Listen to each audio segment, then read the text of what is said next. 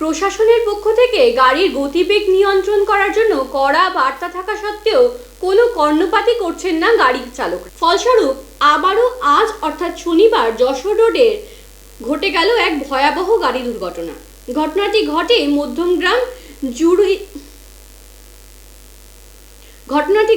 মধ্যমগ্রাম জুডিও মলের সামনে।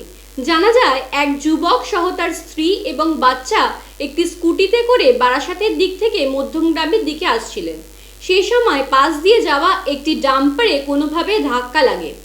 নিয়ন্ত্রণ সামলাতে না পেরে স্কুটিতে থাকা যাত্রীরা ছিটকে পড়েন রাস্তায়।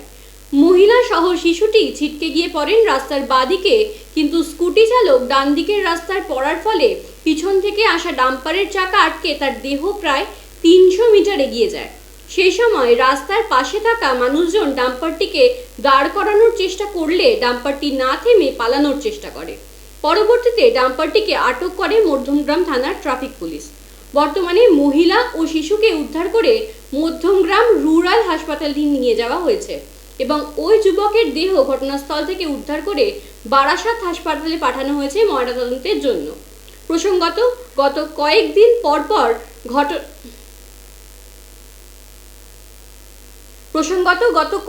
পরপর ঘটে যাওয়া যশোর রোডের দুর্ঘটনা রীতিমতো সাড়া ফেলে দিয়েছে এলাকায়।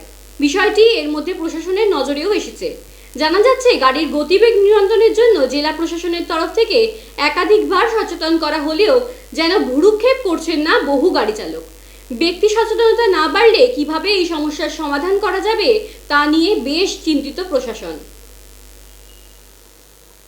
এই আধ ঘন্টা 1.5 ঘন্টা আগের ঘটনা। হ্যাঁ, কি হয়েছিল?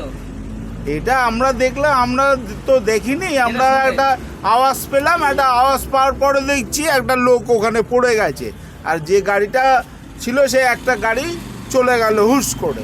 এইটাই দেখেছি আমরা। এই কি গাড়ি ছিল?